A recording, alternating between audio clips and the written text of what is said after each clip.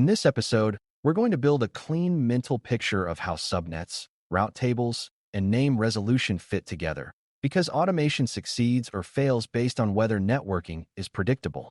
When beginners hear subnet, route table, and DNS, it can sound like three separate topics that belong to network engineers, but for operations automation, they form a single chain that determines whether workloads can reliably find and reach each other.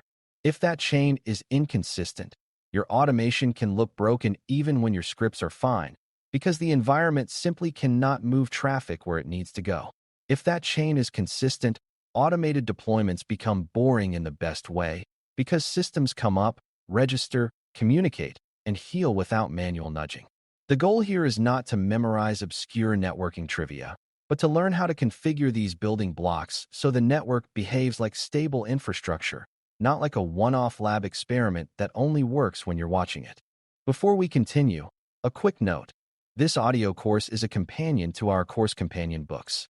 The first book is about the exam and provides detailed information on how to pass it best. The second book is a Kindle-only ebook that contains 1,000 flashcards that can be used on your mobile device or Kindle. Check them both out at cyber.author.me in the Bare Metal Study Guide series. A practical place to start is with the idea that networks exist to create boundaries, and boundaries are what make large systems manageable and secure. A subnet is one of the most common boundary tools because it divides a larger network range into smaller segments with clearer purpose and clearer control. In automation-friendly environments, those segments aren't random. They reflect intent, such as separating workloads by role, by sensitivity, or by exposure to the internet. This matters for security because segmentation is what limits blast radius when something goes wrong, whether that something is a misconfiguration, a compromised workload, or simply an unexpected traffic spike. It also matters for automation because predictable segmentation makes it easier to reason about where systems should be placed and what access they should have by default. Beginners often think a subnet is just a place to put machines, but operationally it is a policy boundary that influences routing, filtering, and service discovery. When you treat subnets as intentional zones, you naturally build networks that are easier to automate and harder to accidentally break. The most useful detail about a subnet for beginners is that it defines which addresses are considered local and which are considered remote, and that affects how traffic is handled. Inside a subnet, systems can typically reach each other directly at the network layer, while traffic leaving the subnet usually needs a router decision. Automation depends on this because many workflows involve multiple components that must talk to each other reliably, like an application reaching a database or a service reaching a logging endpoint. If components that must be close are placed into subnets with complicated paths between them, you create fragile dependencies that show up as intermittent timeouts and confusing connection failures. On the other hand, if components that should not be close are placed together, you risk lateral movement and accidental access that undermines security intent. The automation-friendly approach is to decide which systems must communicate frequently, which systems should be isolated, and then choose subnet boundaries that support those decisions consistently. That consistency becomes a foundation you can reuse across environments so that automation behaves the same way in development, testing, and production. Route tables come next because they are the rules that answer a simple but critical question. Where does traffic go when the destination is not local? A route table is a set of destination patterns and next steps, and it's what turns an address into a reachable path. In an automation context, route tables are not just networking details. They are the difference between a workload that can reach required services and one that sits isolated and appears broken. Beginners often assume connectivity is automatic as long as two systems have addresses, but routing is the piece that connects those addresses across boundaries. When a route table is missing or wrong, the failure can look like a security block, a service outage, or a bad credential, even though the real issue is that traffic never found a path. This is why automation-friendly networking emphasizes clarity. Routes should be easy to predict, easy to audit, and aligned with how the environment is supposed to behave. If you can't explain where traffic goes for common destinations, your automation will eventually hit a moment where it can't explain it either. One common misunderstanding is thinking that route tables only matter for internet access, when in reality they control all traffic decisions beyond the local subnet. Workloads often need access to internal services such as identity, logging, update repositories, and control plane endpoints, and those needs don't disappear just because you want workloads to be private. In fact, private networks often require more careful routing because you want controlled access without accidental exposure. Automation makes this more visible because automated deployments happen quickly, and a missing route that might be noticed slowly in manual work becomes a sudden cascade of failures when dozens of systems try to initialize at once. An automation-friendly design treats required dependencies as first-class citizens and ensures that the route tables support them consistently. That consistency helps security too, because you can lock down access intentionally when you know the routes are correct, rather than opening broad exceptions in a panic when things don't connect. When routes are deliberate, your security controls can be deliberate as well, instead of compensating for unclear network behavior. To make route tables feel less abstract, it helps to think of them as navigation instructions that must be stable across time and across scale. If you deploy one workload today and another next week, both should use the same path logic to reach shared services, because that predictability is what makes troubleshooting and automation reliable.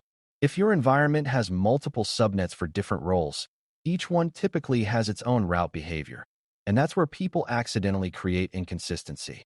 One subnet might send traffic to shared services through a controlled path, while another might accidentally send the same traffic through a different path that has different filtering or latency, creating confusing differences between workloads that are supposed to be similar. Automation tends to surface this when the same configuration works in one subnet but fails in another, even though the application settings are identical. The operational lesson is that route tables should reflect subnet intent, and subnet intent should be consistent across environments. When you can describe each subnet's routing in one clear sentence, your automation becomes much easier to reason about. Now bring in the domain name system, DNS, because even if routing is perfect, systems still need a reliable way to find each other by name. Humans think in names, automation thinks in identifiers, and systems often meet in the middle by using names that resolve to addresses. DNS is the mechanism that turns a name into an address, and when it's unreliable, everything else feels unreliable too. Beginners often treat name resolution as magic that just works, but automation-friendly networking treats it as a service dependency that needs to be stable, reachable, and correctly configured. If a workload can't resolve a name, it may appear as if a service is down, a credential is wrong, or a firewall is blocking traffic, when the real issue is simply that the workload doesn't know where to send the request. That's why DNS belongs in the same conversation as subnets and route tables. DNS needs network reachability, and the services your workloads need depend on DNS working consistently. When you design DNS intentionally, you reduce an entire category of mysterious failures. An automation-friendly approach to DNS starts with naming discipline, because names are part of the contract between systems. If your automation creates resources, those resources should get names that follow a consistent pattern so other components can find them without guessing. This matters for security because predictable naming supports monitoring, access control, and auditability, while sloppy naming makes it easy to hide risky systems in plain sight. It also matters for operations because automated workflows often need to discover endpoints, register services, and update configurations, all of which becomes cleaner when names are stable. Beginners sometimes assume that using raw addresses is more reliable, but addresses are often more volatile than names in modern environments, especially when systems scale or get replaced. Names can remain stable even when the underlying address changes, which is exactly what you want when automation rebuilds or heals components.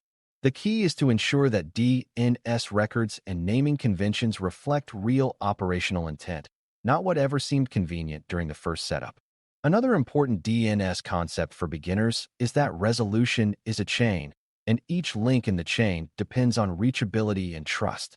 A workload must know which resolver to ask. It must be able to reach that resolver through the network, and the resolver must be able to answer authoritatively or forward the request appropriately. If any link fails, the workload experiences it as name not found or resolution timed out, and automation can interpret that as a service failure even when services are healthy. This is where route tables and subnet design quietly matter, because private workloads may not have the same path to resolvers as public-facing systems. If the resolver lives in a different segment, routing must allow the query traffic, and security controls must allow it as well, or name resolution becomes intermittent. Automation-friendly networks treat resolver reachability as foundational, the way you treat power and cooling in a data center. When name resolution is stable, the rest of your automated system discovery and configuration becomes much more stable too, because workloads can consistently locate what they depend on. Subnets, routes, and DNS become especially important when you think about how automation changes the environment over time. Automation is not only provisioning, it is also updating, scaling, healing, and sometimes replacing systems entirely. When workloads are replaced, they may come up with different addresses, and if you rely on static addressing assumptions, you create fragile dependencies. DNS helps by letting names remain stable as endpoints move, but only if your records update in a predictable way and only if the network segments can reach the DNS services they rely on. Route tables must also support new instances coming online in the same way as old ones, which means the network's behavior must be tied to the subnet and role, not to a handcrafted exception. Beginners often create special case routes or one-off DNS entries to fix a single problem, but those special cases become hidden landmines when automation scales. An automation-friendly approach favors repeatable patterns, where new instances inherit correct routing and correct name resolution by virtue of being in the right subnet. That pattern-based thinking is what makes networks supportive of automation rather than resistant to it. Security becomes more manageable when these networking elements are configured in a way that supports least privilege without breaking required connectivity. Segmentation through subnets helps you reduce who can talk to whom, and route tables help you enforce which paths are even possible. DNS, meanwhile, helps you avoid hard-coding addresses and encourages stable service identities, but it can also become a security risk if naming and resolution aren't controlled. For example, if workloads can resolve and reach more internal names than they should, you have effectively expanded their reach even if you didn't intend to. Automation-friendly security starts by being explicit about which dependencies each workload should have, then shaping subnets and routes to support those dependencies, and finally ensuring that DNS resolution aligns with that scope. Beginners sometimes treat DNS as purely a convenience feature, but it's also a form of discovery, and discovery should be governed. When the network makes intended paths easy and unintended paths difficult, automation can safely operate without needing constant manual babysitting. A practical operational angle is that troubleshooting becomes far simpler when the network is designed for predictability rather than for cleverness. If you have a clear rule like workloads in this subnet can reach these internal services through this route, you can quickly narrow down failures when something doesn't connect. If instead you have a maze of routes, overlapping address spaces, and inconsistent DNS behavior, every connectivity issue becomes a long detective story. Automation tends to amplify this because it runs at scale and at speed, so small inconsistencies create many simultaneous failures, which can feel like the automation is broken everywhere. In reality, the automation may be faithfully exposing that the network foundation is inconsistent. Automation-friendly networking, therefore, isn't just about enabling deployments. It's about enabling fast diagnosis and safe remediation. When subnet boundaries, route logic, and name resolution are consistent, you can reason from symptoms to causes without guessing. That makes operations calmer and reduces the chance that someone will fix a problem by weakening security controls in the wrong place. Another beginner misunderstanding is assuming that if something works once, the network is correctly configured, but automation cares about repeatability, not one-time success. A manually tested connection might succeed because you happen to test from a location with broader access, or because the target service happened to be reachable during a brief window. Automated workflows will test the same paths repeatedly and from many places, and that's when fragile design shows up. To make networking automation-friendly, you want stable address planning so subnets don't overlap unexpectedly, stable routing so paths don't change depending on hidden conditions, and stable DNS behavior so names resolve consistently and quickly. This stability supports idempotent automation because reruns assume that the network environment will behave the same way each time. If the network behavior changes unpredictably, reruns can fail in inconsistent ways, making it difficult to know whether the automation is wrong or the environment is unstable. The operational goal is to make the network behave like a dependable platform, which allows automation to focus on higher-level configuration rather than constantly compensating for connectivity surprises. It's also worth connecting these concepts to the idea of environment types, because automation-friendly networking often means your development environment resembles production in the ways that matter. Beginners sometimes build a simple development network that is wide open, then are surprised when automation that worked there fails in production due to segmentation and restrictive routing. The fix is not to make production wide open. The fix is to design development and testing networks with similar subnet intent, similar routing logic, and similar DNS behaviors, even if the scale is smaller. When the patterns match, automation behaves consistently across environments, which reduces last-minute surprises. This is especially important for security because it prevents a situation where the first time you discover a routing or DNS dependency is during a production rollout. If you practice the same network contract in smaller environments, you catch issues earlier and you build a clearer understanding of what your workloads truly require. Consistency across environments is one of the most underrated features of automation-friendly networking because it reduces both risk and stress. As you pull all of this together, notice that the theme is not complexity, but intentionality. Subnets should exist for clear reasons, not just because someone divided an address range without a plan. Route tables should express those reasons by making required paths possible and unintended paths unlikely. DNS should provide stable service identity in a way that workloads can reach consistently, and it should reflect naming discipline that supports operations and security rather than undermining them. When these three elements align, your automation gains a dependable foundation. Workloads come up in the right places, they know how to reach what they depend on, and they can find those dependencies by name in a stable way. When these elements are misaligned, you get the most frustrating kind of operational failure, where everything looks correct in isolation, but the system still doesn't work as a whole. The reason automation-friendly networking is worth learning is that it turns connectivity from a recurring mystery into a predictable property of the environment. That predictability is what allows secure automation to scale without constant manual intervention. Thanks for listening.